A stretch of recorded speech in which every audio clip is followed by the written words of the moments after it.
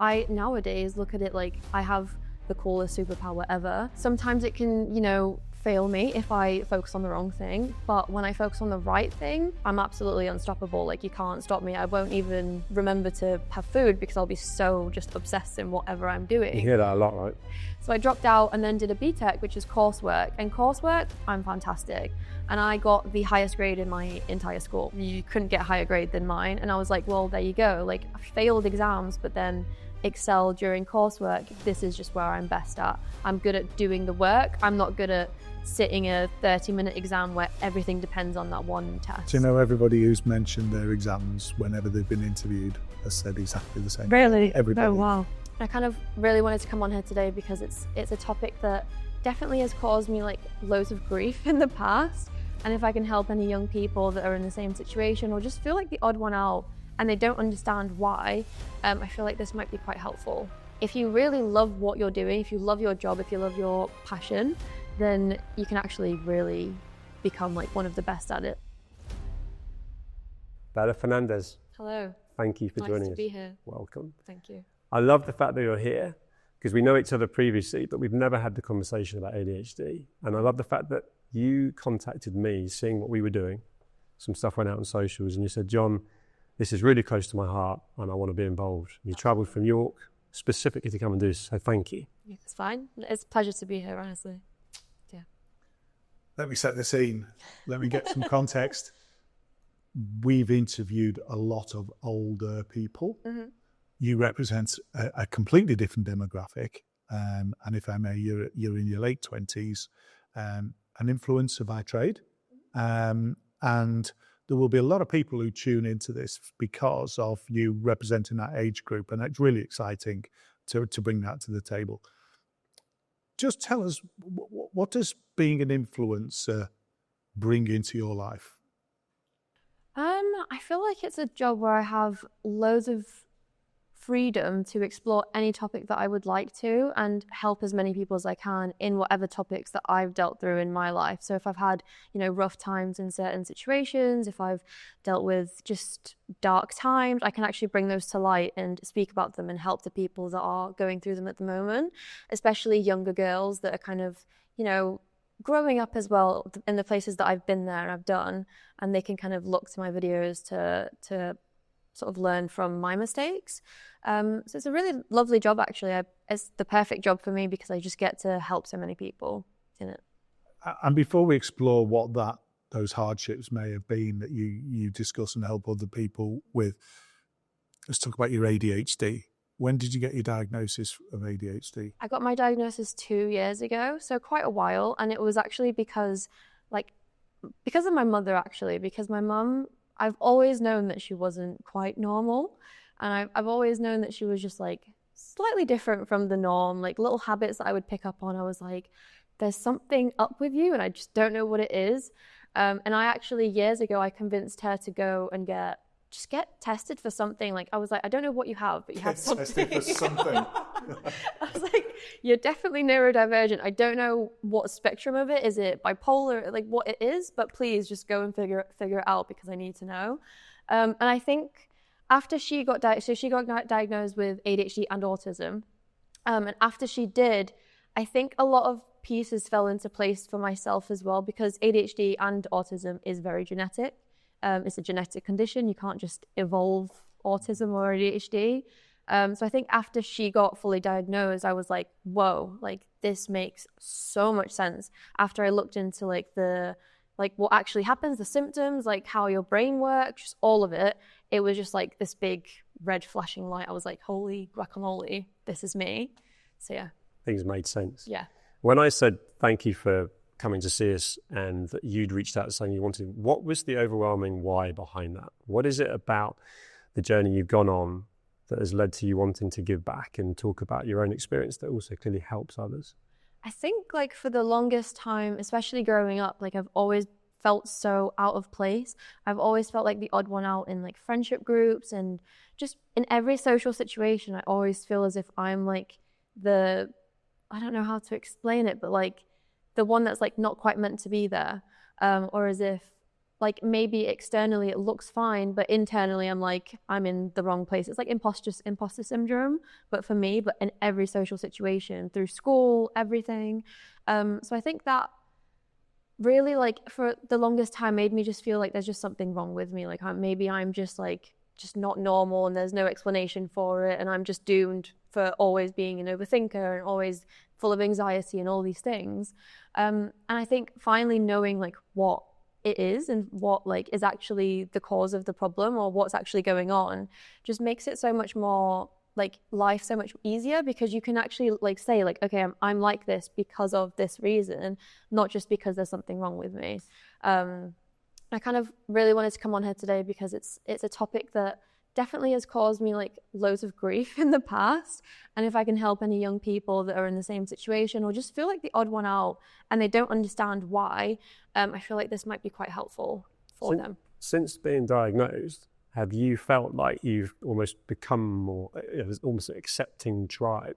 And I can relate to that, and you've lived through this with me, where there's a very welcoming community of neurodivergent people that are relatable and understand. And so have you gone from that sort of square peg round hole to finding people, and you could argue our connection is that as well, right? Although you vibe off each other, you can have that connection. Have you felt more accepted? I think what I've realized, which was really funny actually after that, was that I looked at all of my friends, the people I'm really close with, and I'm like, this makes so much sense, because I'm not certain, but I'm pretty sure they all have it as well. And that's why I just seem to like click with them and just get on like a house on fire. And then there's so many people that I just like, they're lovely people, but I just don't have that, like, I feel like I'm masking a lot. Like I feel like I'm putting up a front. So I feel like now that I actually know what it is and I can just be myself, and I know the people that I can be myself around, it is quite freeing, to be honest. And it makes so much sense as to why I get on with certain people, and the community is brilliant, especially online as well. Like there's the amount of TikToks I watch on a daily basis about ADHD and autism is fantastic. So yeah. Let's go into something that's quite contentious just for a minute. Here you sit, successful in a world of new business for your generation. Our generation, influencers, what was that all about? You know, your generation, very different. You're also a young, attractive lady who's out there saying, I've got ADHD. There's an element of our society that will look at you and say, yeah, just another one of these kids that's saying she's got ADHD and just wants an attention, wants some labeling, just wants to grab the attention. I know that we both don't agree with that commentary, may I say, but that's a real commentary, isn't it? That's out there. How does that make you feel when you read and hear that? And then we'll talk about how you got to be here through the struggles you got through. So I feel like nowadays, like it's, even when you have actually got ADHD, everyone will be like, no, you don't. You've just scrolled on social media for too long and your, dopamine is depleted. Just take time off your phone and you'll be fine. And I think everyone just has ADHD because of, or thinks that they have ADHD because of the systems online today. Like you can sit and scroll for 10 hours plus because everything is a mind game to the social media companies. Like they want you to stay on their platforms for as long as humanly possible. So it's almost like this addictive quality that then influences people's moods and abilities to do things throughout the day. And I think just because someone has a symptom of ADHD doesn't mean they have ADHD. Everyone can have symptoms of ADHD the same way that everyone can have symptoms of autism, of bipolar disorder, like you name it. Everyone has symptoms of something, but having a symptom isn't the same as actually having the like ADHD or autism or what it may be. So take us back to when you were undiagnosed, school kid. We look at impairment and struggle and relationships with people. How was life for you back in those days then? I think I just always like felt, again, like the odd one out. Like I was bullied quite a lot, which I've spoken to John about in the past as well. I've went through a ridiculous amount of bullying throughout my high school years, which was tremendously difficult to just deal with, I guess, in general. And I do think that was a lot, like very down to the fact that my brain just worked differently. Like I did things at different paces to everyone else, or I like to hyperfocus on really weird things. When I was a kid, like I hyperfocused on The Simpsons. So I used to make my own Simpsons magazines and sell them in school. So like I just had these like really weird obsessions that no one else had. And I used to be like a bit of like the weirdo, I guess you could say, like, and that definitely differentiated me from a lot of the people there. So I think not knowing what it was and just feeling like I was a bit weird was definitely impactful with my self-esteem. But there is a part of your story that Phil doesn't know, and perhaps a lot of people listening and watching, is going back to pre-high school. The young girl coming over from Brazil with an accent and bullied for being different, and you had kind of poverty to deal with as well. I remember you telling a story about that there was a banana on the table when you came home and you realised that was dinner and it was just for you. Your mum wasn't eating. Yeah.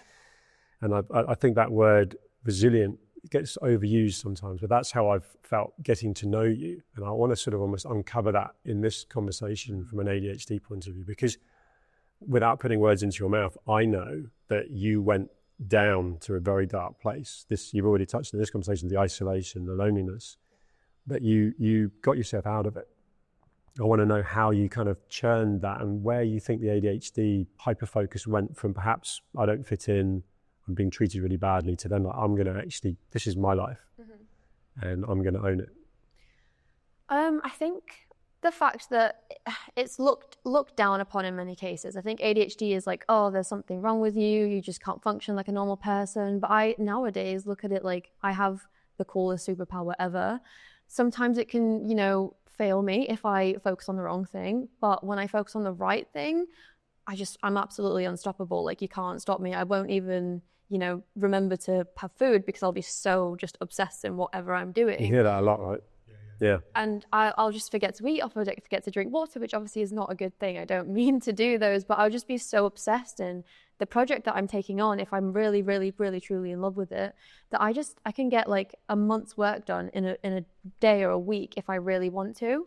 So I do think it's a superpower in, if you really love what you're doing, if you love your job, if you love your passion, then you can actually really become like one of the best at it, because no one can outwork you, really.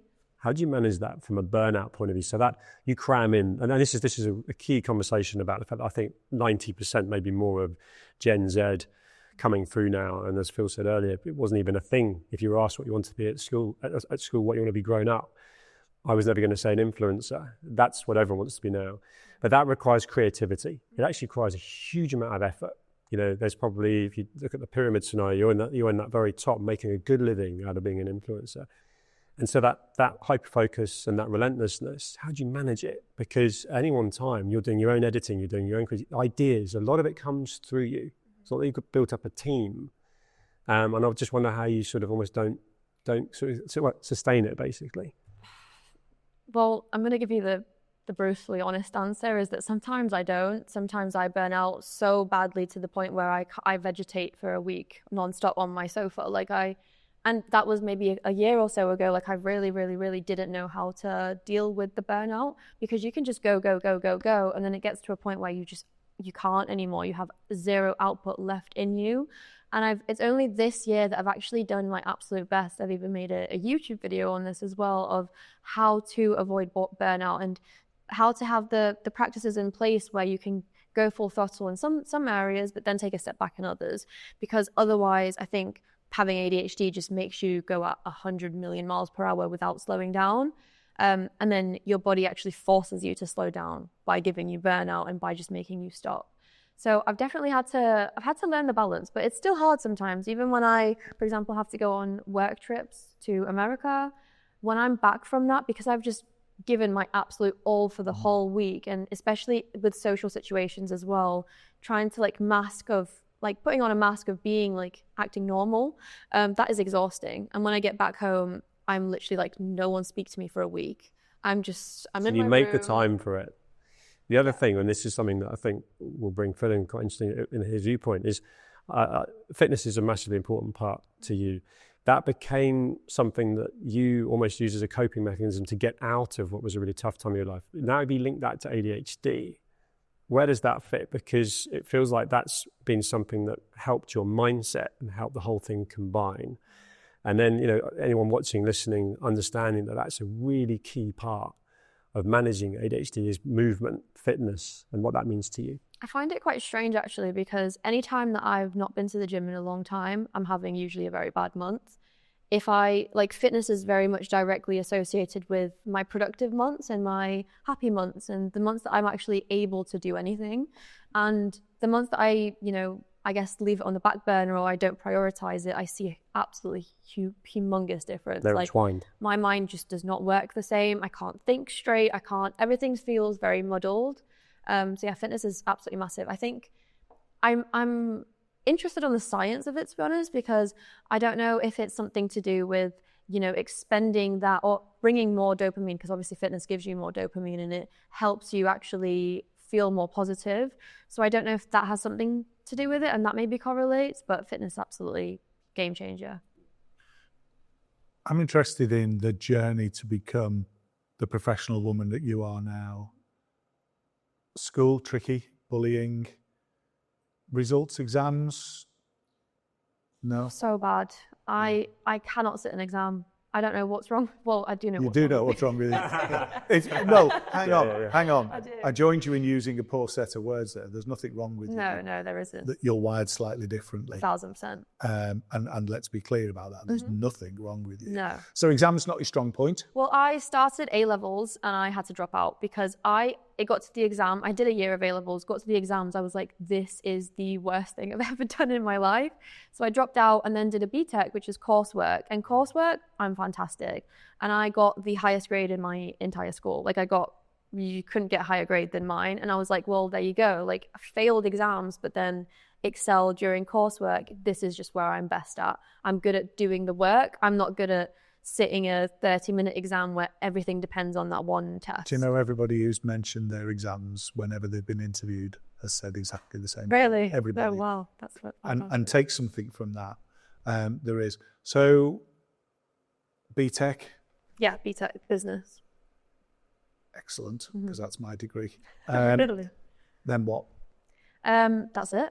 I was offered to go to the University of Liverpool, but my career was taking off at the time. Okay. I had just gotten sponsored by Gymshark, and I was like, well, I've got the option to try and live this through and just take a gap year, see where this leads me, because this is what I just feel very passionately about.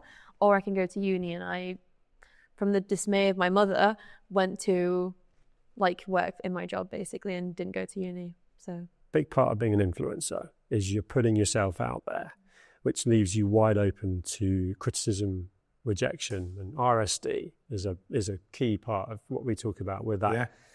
Yeah. So you live in a world where any one time, this morning, this afternoon, tomorrow, you put a post out and you have to kind of almost trial and error whether it's going to go well. That leads to potentially more work. How's that been for you as a journey? Because at any one time, I guess you had to get past, almost like an actress going for a role and repeatedly not getting it, but carrying on through. There's a parallel to that. But with you, it's all on you to be the creator, keep yourself in shape so that the Gymsharks as well want to be kind of putting clothes on you, if you like. And then you've got to send it out there for people of which you've got millions that support you. But on those days when it doesn't land, how do you keep coming back? I think initially, I would beat myself up about it a lot. I feel like also anyone who has ADHD will understand this. You are terrible to yourself. You are so mean in your own brain. It's actually awful. The way I speak to myself sometimes, I'm like, I would never allow anybody to speak to me like this. So why am I doing it? But I think a massive part that I've had to, really get past, especially in the last few years when I've noticed it more, is not being such a perfectionist with everything and not overthinking everything I do a million times over, because I think, again, I hyper-focus on it so much and getting the perfect thing out there that sometimes I've gone weeks without posting anything because I'm too scared. I'm like, it's not good enough. It's not this enough. Mm-hmm. So I think a massive learning curve for me was just letting go of it doesn't have to be perfect. When you get an idea, make it, post it, move on. You just need to keep going, trial and error. If a post is bad, that's all it is a learning lesson. You learn from it, you change, you move on. Learn from it, change, move on. If something does well, amazing. Learn from it, change, move on. So I think just taking on that perspective of things really helps. Because you must have a right roller coaster. So I was just thinking about the reward element. So when you get one that goes viral, which you've had a number of times, so suddenly, last week you had one that got a very low number, and then this time you've got, that takes managing, right? Because that's another peak. That's a dopamine kind of. I can't help but draw the conclusion, if you will, that there you were as a young lady with ADHD, and this career came along and found you, you found it, however. But in a lot of ways, that's going to suit your ADHD. The way you talk with an eloquence and maturity that belies your years. You talk with experience that belies the years that you've got behind you, and you're clearly cramming it in. You're not going to a job that does the same thing every day. I don't think you'd suit that. The impulsivity in you, that drive for the dopamine burst, clearly comes and suits who you are. Yeah. So there's a fit, mm-hmm. and I think that fit has to be acknowledged, doesn't it? Modern day work doesn't always fit a person with ADHD. You've found a fit, and it seems to be working for you, and it seems to be working well. And as you've said, your ability to focus intently on something gets the job done. I am fascinated by how you're managing that rejection with so much maturity, because typically people with ADHD, and there is no typical, but typically with people with ADHD, struggle to manage rejection. But then they also have that kind of sensitivity to missing out and not being part of something, but you're pushing yourself into the public eye all the time, aren't you? Yeah. So you're getting your work. As you've got better at managing yourself, have you got better at managing your career pathway? I also, like, going back on a point that you've just mentioned that I thought was really, really great actually, is the fact that I've definitely not always been good at handling the rejection side of things. Like, sometimes I would spend a long time on a video that in my head was like, this is going to work, it's going to be great, it's going to go viral again, and it wouldn't. It would maybe completely flop. And handling that was, maybe not so much nowadays, but a few years ago, 1,000%, it would crush me. Like, my self-esteem would just be on the floor. And I would find it really hard to go again, because it's like kind of getting beat down, you go again. And I would find that very, very, very difficult. I think getting over that was probably the most resourceful thing I could have done, because after actually getting over something like that, you can find the ability to face that rejection head on and not get beaten down by it again. So for other young ladies and young men watching this, how did you get over that? What did you do? I think I started because my self-esteem is very much directly tied to my ability to work and my success, I guess. Because I think I'm so hard on myself, being like, I have to do well, I have to, especially coming from a poor background, I think I've always had so much pressure that I need to move out of that, and I need to be better than that, and grow from that. So I think the pressure that I put on myself obviously can be very challenging sometimes, but the way I grew out of it was, I think, looking at the bigger picture. Instead of just looking at one failed reel, I zoom out and I try to take 10 steps backwards, and I try to take my emotion away from it as well, and look at it as like a business, really. And a business owner wouldn't sit there and be like, oh, my reel didn't do well. Like, they would take a step back, they would analyze, they would assess and make sure that their next move is a calculated one. Like, they can actually dissect what went wrong and then fix that for the next time, and actually be able to implement those changes for the next video. So you've gone, and I do want to capture this because I think it's really important for other young people following. Totally. The rather than staying in that emotion of that reel has failed, am I a failure? I am blah, blah, blah, all that rejection sensitivity. What I hear you say is you've moved it out of your heart into your head. You've thought about this as, then there were 3 words you used. I want to capture those again, about learning and hobby. I want to come back to you on that. You've moved it from your heart into your head, right? Where's my learning opportunity? Why do I think it didn't work? What do I need to change? And then moving that forward into your next reel and seeing that progression. What were those 3 words you used about learning? I think maybe dissecting what went wrong, maybe, or what could be improved, and then really analyzing how those things could be changed, and then implementing it on the next go around. Yeah, there was something about life learning and whatever. We'll come back to it. We'll find it. We'll find it. So that ability for somebody that you've mastered, don't know how, to go from your heart to your head, for a person with ADHD is quite a challenge. That's quite a journey, isn't it? Yeah. And think of it as an analytical process, not an emotional process. 1,000%. And you've if you could bottle that and sell it, that would be your secret sauce, wouldn't it? That would be Bela's secret sauce. And the ability that not many people have to go from the heart to the head, secure it, and then move on. And I think you need to recognize in yourself what a unique set of skills that has brought to the table. You've articulated it beautifully. The staying in the head, like managing the voices in the head, is something I really relate to. I've talked to you about that before. You've heard me talk about it to other people, and we can be awful to ourselves. I mean, like, if anyone else talked to me like that, I'd be like, what? How are you managing that? Using that analogy of the heart to the head, you still have those thoughts. Where are you at with managing those voices? It's not linear. Like, it's not the same every day. It changes day to day, week to week, month to month. Like, it's a bit of a roller coaster, really. Sometimes I manage it really well. Sometimes I really don't. And I think I'm okay with that. Like, I'm okay with not being perfect at it, because I feel like if you do have ADHD, like, it's very hard to get like the perfect plan and never make any mistakes or never have bad days, the same as any other human being on the planet. So I feel like the thing that I do really rely on nowadays, though, is systems.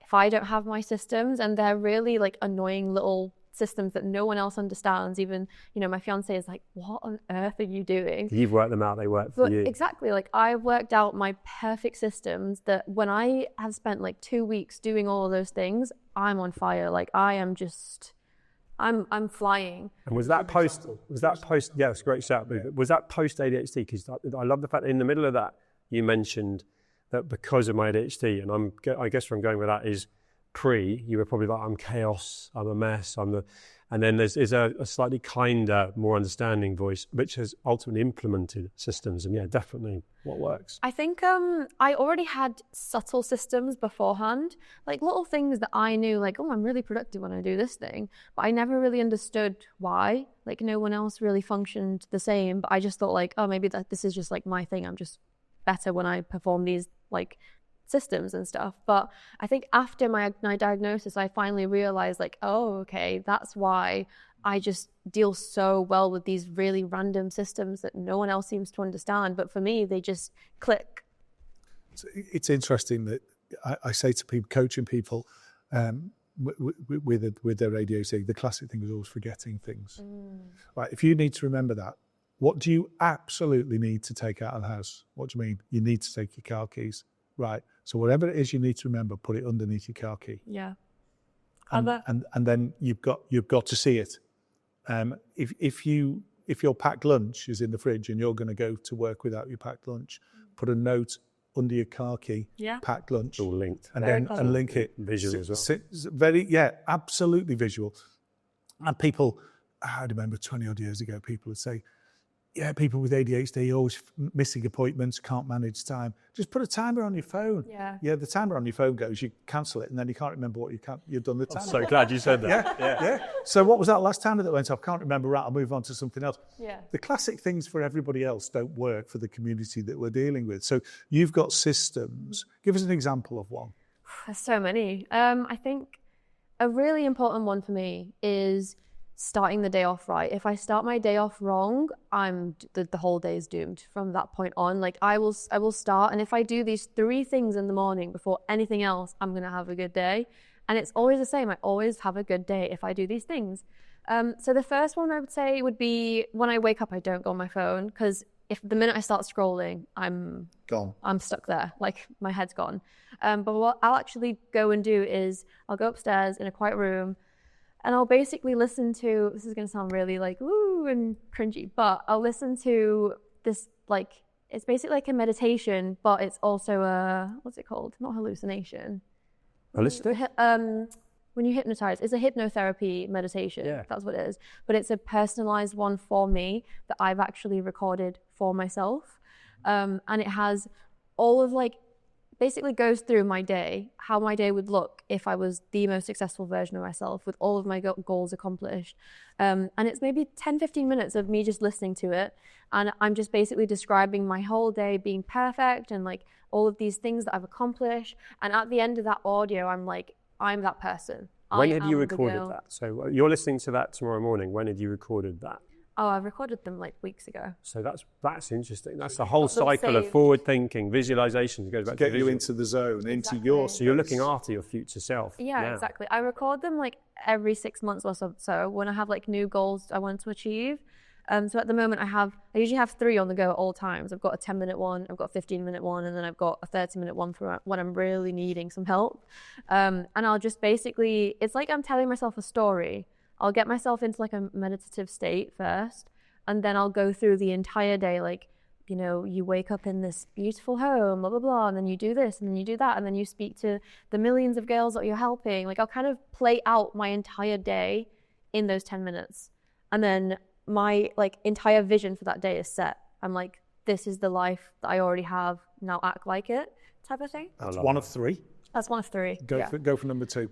Number 2 is writing down, like, a to-do list, but I don't just mean, like, everything I have to do. I only set myself 3 tasks a day. That's all I need to do. Just 3. Just write down the 3 most important things that you cannot fail to do that day. And as long as those 3 things are done, you've had a successful day. Because when I start writing down the like masses of lists, it just overwhelming. Oh, it's so overwhelming that I just do nothing, you know, and then I revert to, I feel overstimulated, overwhelmed, and then I just revert to scrolling. So it's better to get 3 things done in the day rather than try and like do everything. Do you take that list with you? Do you have access to that list as you go through your day? I actually, this isn't even an ad. This is actually just what I use. It's called Finch. I don't know if you've heard of it. It's like this virtual pet that it's actually made for ADHD brains, but it's this virtual pet that every time you do a task on the app that you've written down, you gain coins, or you send it on a little journey to go and explore, and then it grows and you feed it. It's a reward. It's a dopamine reward system, basically. And I love my little Finch pet, so. So it's working. It's working, yeah. Well. On the relationships, seeing as we're talking about a pet, you just recently got engaged. Yes. Congratulations. Thank you. I can imagine that there's been a journey of a lonely girl that's felt very different along the way to now clearly being very content, happy. I'd love to know that sort of journey and how that sort of almost led to you finding someone that you're compatible with and kind of happy with, but the journey you've had to go to get to that.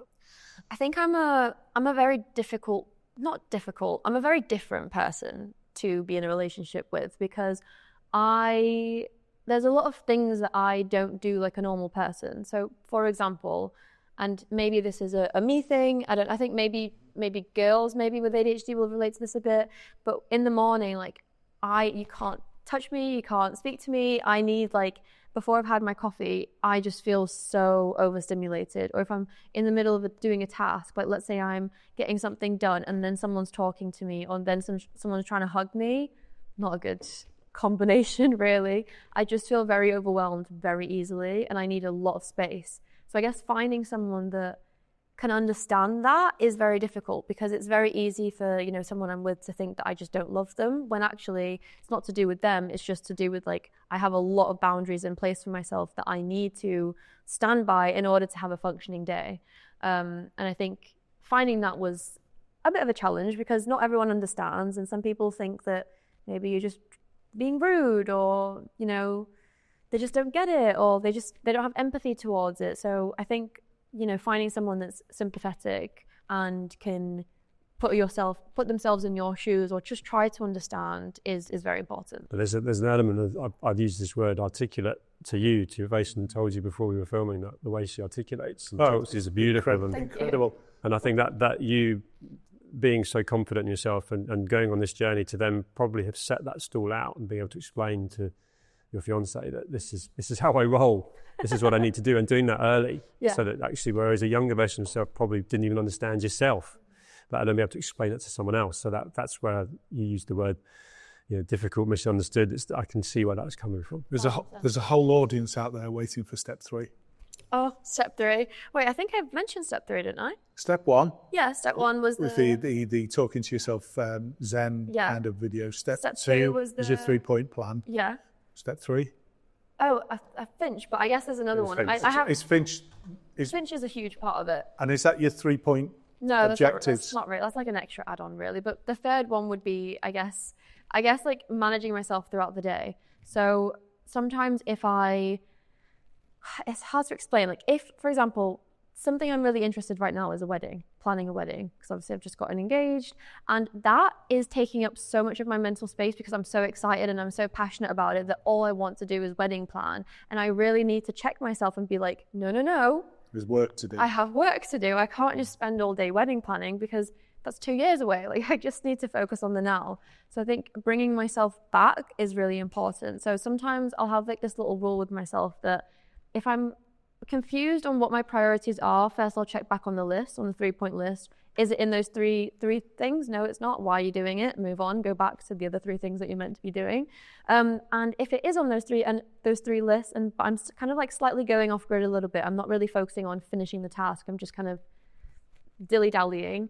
Then I'll tell myself, like, is this important? Is this actually going to complete that goal? Or is this just like, I'm just getting interested in really random things to do with that goal? And if it's a yes on that, then I'll go back again to the 3-point plan and I'll write out like, what do I actually need to do in order to complete that task, rather than just letting my brain wander. A lot of structure there. Yeah.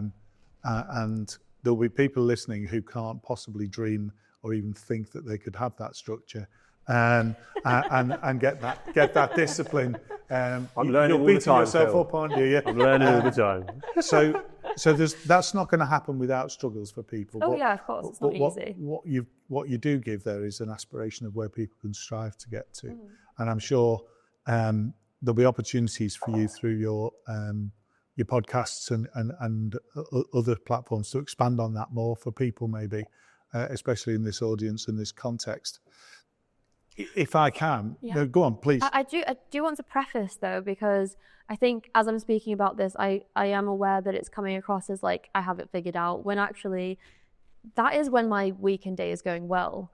But there are countless times where it just goes to absolute poop, and my day starts off wrong, and the day just goes wrong, and then I end up being in this hole inside my head where, because it's gone so wrong already, I can't fathom making it better and fixing the day. And there's countless days like that where it ends up in tears. Because what do you do? So you've written the day off and it's only 10:30 in the morning. What? Because you're someone that has huge output and huge energy, and we see a huge positive force of kind of nature, if you like. What do you do? Sometimes I give up and I'm like, today's not my day. If I have the ability to, obviously, I know that maybe I actually have some things that I have to do that day, and then I will power through. But if I have the chance to, I'm like, right, I'm just going to demand nothing of myself for at least a few hours. Just relax. Can't make it to the gym today? That's okay. We'll go tomorrow. Can't finish this task? It's okay. The deadline's only for Friday. We'll just do it tomorrow. And even though it can be dangerous to constantly do that, it is about very fine balance between like being lenient with yourself and then just completely going into lazy mode zone. But I think sometimes if I'm really, really, really on the verge of just my brain's not doing well, I'll just be like, okay, it's fine. It's okay. The world's not ending. I just need a second. I need a second to relax. I'll put on my favorite show. I'll scroll on TikTok and I'll just let my brain do what it craves in that moment, because it's not always going to be a perfect day. So yeah. You asked the question earlier about square peg, square hole. And I can't get away from the fact that the career you've chosen really does suit your ADHD. 1,000%. Yeah. It may not suit everybody's ADHD, but it suits your ADHD. And I think you've also crafted yourself in a way that you can maximize on that opportunity that you've created for yourself. There's no doubt in my mind that you've introduced me to Bela as a role model for the generation that follow us in the whole new world. You know, my generation don't understand what you do for a living. No, of course. But the fact that you can sit and articulate yourself and that fit in such a way, without a shadow of doubt, will be transformational for other people watching this. Yeah, and I think they'll hook up into you in your other channels as a consequence of this.